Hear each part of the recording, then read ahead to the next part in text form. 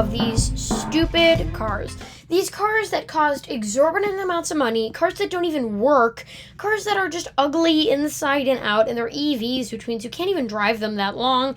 And, just these stupid cars, right? They're not what we want them to be. Their sales numbers aren't good, and yet they're flooding the entire EV industry. Just because they're good for EV makers, right? A lot of ching-ching, a lot of profits, right? So, you have $10,000 and you don't want something like this. You just want something that works, something that will pull in and out of your driveway every day, something that will get you to work, something that will get your kids home from school, something that will get them to do all of that safely, and something that will be extremely reliable and do that for as many years as possible.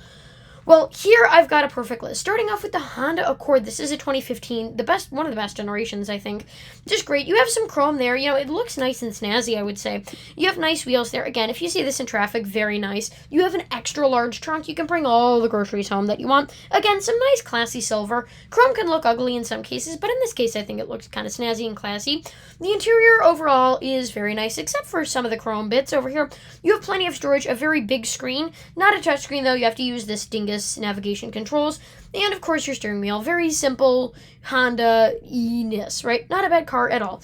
You have your glove box there. Again, very comfortable seats, manual parking brake, manual shifter. Not manual shifter, but, it's not a dial. You can actually, grab onto it and shift it. Now, of course, the paint is peeling. I would just order a new one of these. They're very, very cheap. Also, it doesn't hinder the functionality at all. If you can just find one of these 2015s, they're great. You also have an econ button, because remember, this is around the hybrid era, right? They still cared about miles per gallon. You also, of course, have, little screen in there, what, outside temperature, what gear you're in, how many miles you're driving, your trip, your miles per gallon, your speedometer, your tachometer, your heat, and then your gasoline gauges with all your lights to the side.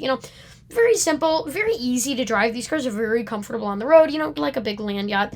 You have your, of course, rear view camera, which is very nice. Again, some of these buttons have just worn down. I see this on a lot of cars just because they're painted plastic. Just order a new set or caps for them and it'll be fine. You have dual zone climate control, which is a real feature in these cars. They're great. A true power outlet, not a true power outlet, but you know what I mean, the car one. And then your USB and aux down there. Again, your shifter is very simple. Everything in this car is nice. If you have people in the back seat, they're not going to feel, put away or, shoveled away in the back. It's actually very nice. A very nice car, very nice design. Honda's always been really good at making these vehicles and very aggressive from the front. So this car is currently going for $6,000. $6,000. Remember, if you buy one for $9,000, they're not going to have that switch problem. They're not going to have most of those problems. High mileage, but remember, these can drive hundreds of thousands of miles if you take care of them properly, right? 2015, which means it's modern. It's modern enough to have Bluetooth and a reversing camera, all that happy stuff. But it's also old enough where it's not going to immediately explode when you buy it, right? The next one on this list is these 2017 Camrys. I'm seeing a lot of these in Florida, especially with new young drivers. They think it looks sporty. Personally, I don't really. This has, these really nice wheels. They're great. Again, a lot of brake dust. A lot of these cars just need some TLC. The bad part about all these cars, and why you see so many of them abused like these have been, well, not the Honda less abused, but, not cleaned very often, paint is peeling. It's just because these cars can withstand it, right? Chevrolets, they look beat up when they've been taken care of just because they're weak cars, right? These big, strong, reliable vehicles, they can sustain the torture that people put them through by not giving them oil changes, timing belts, all that kind of crap. They can sustain all of that, having a thin timing belt, not broken, just thin, all that crap. And that's why a lot of these look so poorly. If you just get like a drill brush and one of those like dish brushes, just clean the brake dust off and it'll look fine. Watch a Chris Fix video, whatever. WD-40, it'll bring the paint right back a treat. Just a very simple, good car. Again, you have some chrome, looks pretty sporty. This is the SE model, which means nothing, really. Again, you have a cup holder down there. Again, if just a Clorox wipe, and this will be great. Remember, your window switches down there, lock and unlock, your window unlock, all that happy stuff. You've got your air vent over there, lock and unlock. Just a good, simple driving car. Again, you have that sporty Toyota steering wheel. You have a screen, which, again, just clean it, for God's sakes. Then you have your, tachometer. This one does not have dual zone climate control, but it's not bad, right? This is your climate control system. Down here, what temperature you want it to be, how you want the fans go, where do you want to send it, your AC, your single button, your front defroster, and then your mirrors and windshield and stuff like that. You also, of course, have your power, volume, tune, scroll, your small little screen there. Again, you can replace the stereo if it's bothering you. You have all your, guide navigation buttons to the side. Not bad at all. Again, some plastic trim is loose. Just kick it, and it'll seriously go back into place. If you can find one of these, that would be just amazing. This one is, again, $7,000. Think of what you can get for 10, right? I'm trying to keep it affordable here. 2017 Toyota Corolla Toyota Camry SE, not XLE. Remember, low informed. That's why they're selling it for so cheap when it's worth probably about 10, 12, around there. So yeah, the next car on this list is the Toyota Prius. So many people overlook these just because they think that the Prius is so weird. This is seriously it's like as long as a Camry. It's a proper, long, good car, right? You see these in traffic all the time. Their owners are always happy with them. You have more storage than a sedan, right? Comfortable cloth seats, a good overall, very durable interior. Of course, you have your touchscreen over there. You have your symbol things up there. Of course, you have your steering wheel that I was talking about before in the previous video. Very good, very nice. You have your weird little dinky shifter. Again, not mechanical, you know what I mean? The one where you actually grab it and you shift. This one just has your dinky little gentleman shifter where you only use 3 fingers. You have your EV, Eco, and Power modes. If you just never touch it, if you just hit the button and start driving and, put it in drive and start driving, it's fine. You never have to touch any of those buttons. It's called, iDrive because it drives for you, right? All you need to do, tell it what direction to go, give it some gas, that's it. Other than that, switching over to hybrid, you don't have to press those buttons. You don't even have to touch it. Mine just goes into kind of an EV mode where it only drives on the battery, simply by just cruising through traffic. I'm parking. That's another thing I like about the Prius. A lot of these cars, because everything is running on the engine, when the engine stops when you're sitting at a light, it's clunk, right? And for me, growing up with a family with a manual transmission, you think, oh my god, it stalled, right? What did I do? And no, the Prius doesn't do that. The Prius is a nice, smooth, right? You're driving, the engine's in, the engine's off. You don't feel anything. It's not a big jerk like you feel on the other cars. Very simple. That hybrid Synergy drive system goes amazing and fantastic. My parents' car, it's so annoying. You're driving it and clunk when the engine turns off, clunk when the engine turns back on. So annoying. I always have to press that little A with the circle around it button to just get it to stop turning off on me, right? It feels so disorienting. The Prius, it's nice and smooth. The acceleration is nice and smooth. If you can find one of these, they're great. This is just a great example. Again, $7,000 Persona Special Edition, which it's not. 2015, not bad. 233,000 miles. Again, I would say it's very worth it for a battery. Let's say you just work, downtown or somewhere, especially in Florida, such a busy city. You can just call people, and while you're at work, they'll switch out your battery. If you either drive to them or they will drive to you, and it's like $3,000 to $4,000 to $5,000, $6,000, right? And if you're buying it for $7,000, think about how many miles you're getting out of it. Because with these Priuses, a lot of people see that high mileage and they think, oh, even if I do replace the battery, the other things are going to go bad. What's next? But that's not for mine. Mine is about, 160, 170,000 miles. Remember, I've only had it for like a year and a half now. And it's not bad, because the engine gets used less. Just think about it this way.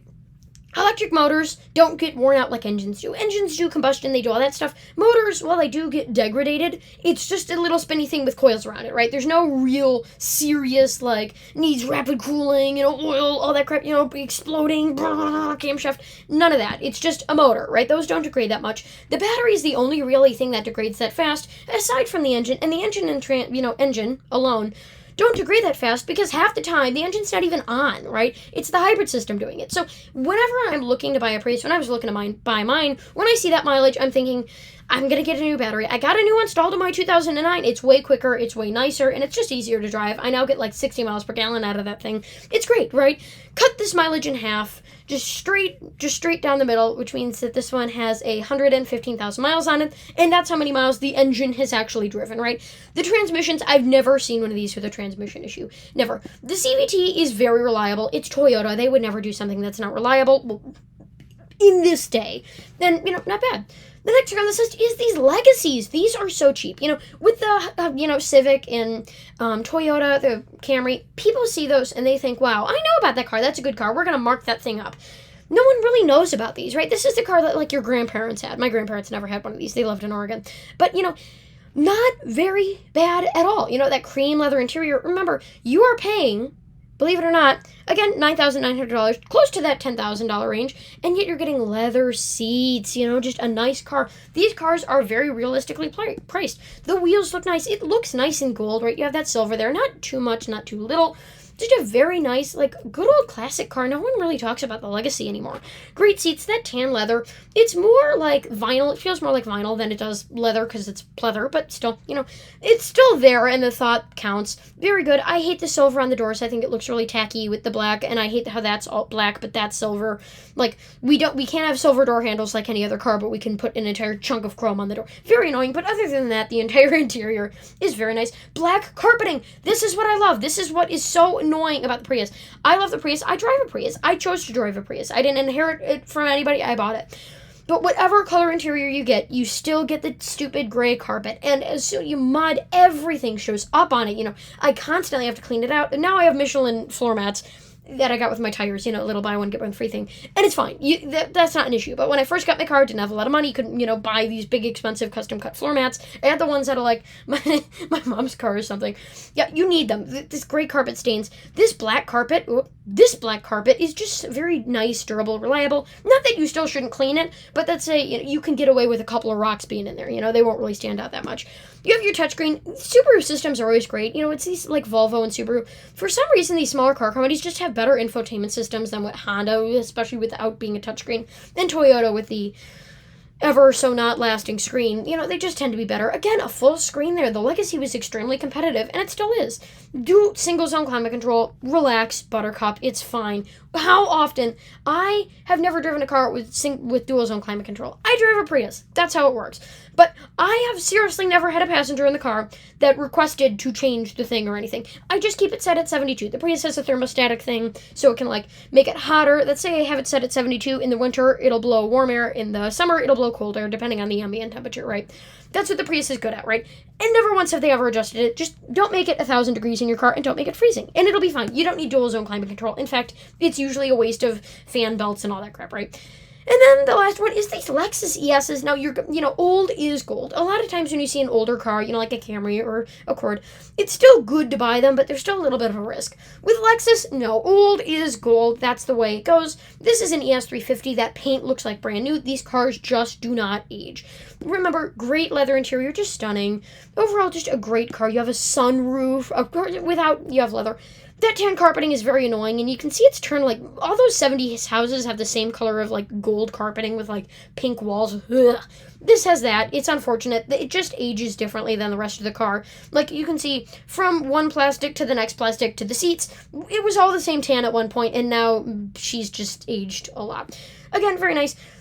Now you have the stupid iDrive system. Do you? Is that a touchscreen? No, you don't have the iDrive system. You have this classic radio. So this one does not have a screen. You have leather. You have heated seats. Again, people nowadays, they don't know true luxury, right? They think that all this crap that you're seeing, with the gigantic screens, they think that that's, luxurious, But no, it's stuff like leather, I would rather have dual zone climate control than a gigantic map screen telling me where to go, and you get storage where the stupid, useless iDrive system would be anyway. These cars are great. If you can find one, 100% pick them up. So with that, thank you for watching. Don't forget to comment, like, and subscribe. And no, I'm not dead. I've just been taking a little bit of a vacation for family reasons. Don't ask me about it.